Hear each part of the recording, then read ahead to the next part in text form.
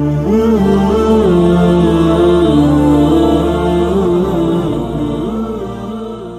اپنے والدین میں سے کسی ایک کی طرف یا دونوں کی طرف محبت بھری نگاہوں سے دیکھا تو اللہ تعالیٰ اس کو ایک حج مقبول کا ثواب عطا کرے گا۔ بسم اللہ الرحمن الرحیم۔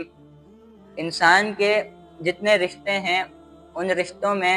سب سے جو افضل اور اعلیٰ رشتہ ہے وہ ماں باپ کا رشتہ ہے، اور پھر ماں باپ کے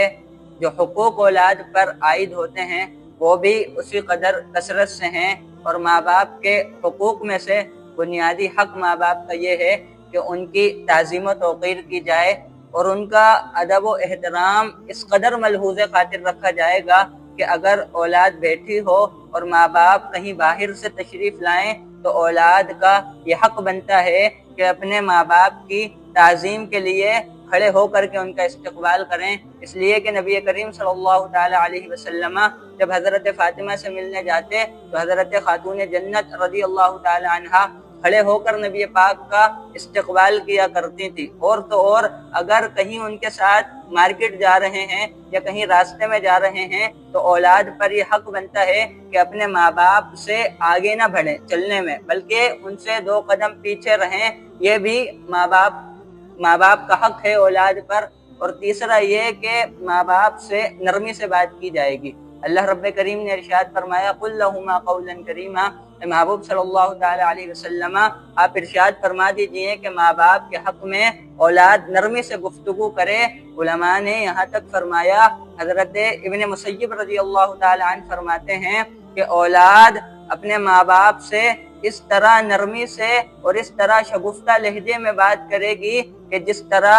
ایک غلام اپنے ترش رو آقا سے، اپنے بد مزاج غصے والے آقا سے جس طرح غلام ڈر ڈر کے بات کرتا ہے، اس طرح ایک فرما بردار اولاد کو چاہیے کہ اپنے ماں باپ سے نظریں جھکا کر بات کرے۔ اور تو اور ماں باپ کے یہ حق ہیں کہ اگر کسی اولاد نے ماں باپ کو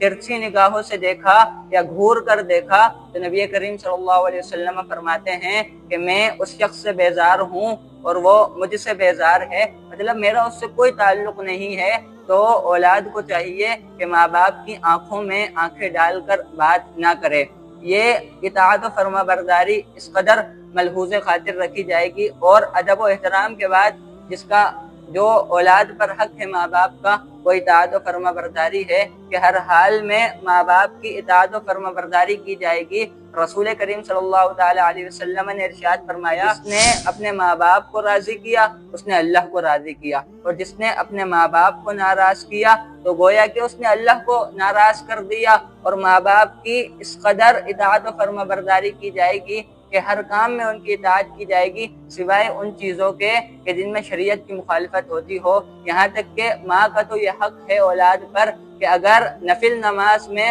ماں اولاد کو بلائے تو اولاد کا ماں پر یہ حق ہے کہ اولاد نماز توڑ کر، نفل نماز توڑ کر اپنی ماں کی بات سننے جائے۔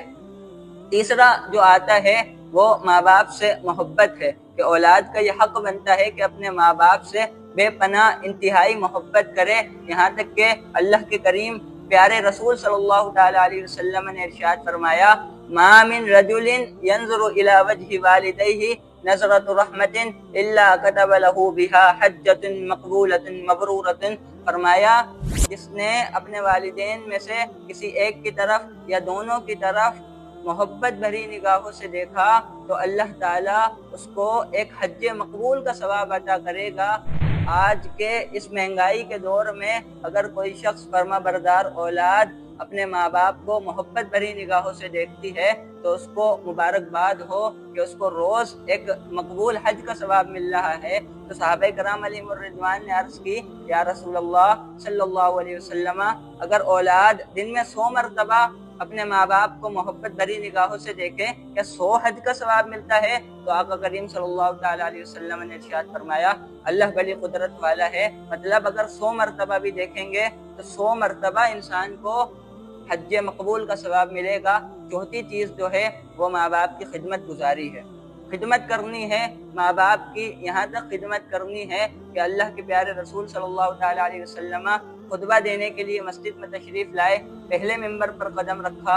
فرمایا آمین. دوسرے ممبر پر قدم رکھا, فرمایا آمین. تیسرے ممبر پر قدم رکھا, فرمایا آمین. صحابہ کرام علیہم الرضوان نے عرض کیا, یا رسول اللہ صلی اللہ علیہ وسلم, ہمارے ماں باپ آپ پر قربان ہو جائیں, کیا وجہ بنی کہ آپ نے تینوں مرتبہ آمین فرمایا؟ تو آقا کریم صلی اللہ تعالی علیہ وسلم نے ایک بار آمین کہنے کی وجہ یہ بیان فرمائی کہ جب میں ممبر پر چڑھا تو حضرت جبریل حاضر خدمت ہوئے اور عرض کرنے لگے, یا رسول اللہ صلی اللہ تعالی علیہ وسلم, ہلاک و برباد ہو جائے وہ اولاد جس نے اپنے ماں باپ میں سے کسی ایک یا دونوں کا بڑھاپا پایا اور ان کی خدمت کر کے جنت میں داخل نہ ہو سکی, یہاں تک کہ ماں باپ کی خدمت کی جائے گی. فرمایا کہ جبریل دعا کرنے والے اور رسول پاک صلی اللہ تعالی علیہ وسلم آمین کہنے والے, تو کیوں کر دعا رد ہو سکتی ہے, بلکہ یہ دعا قبول ہوگی. تو اولاد کو چاہیے کہ ماں باپ کی خدمت گزاری کرے, اور ایسا نہ ہو کہ ماں باپ کی خدمت گزاری کرتے ہوئے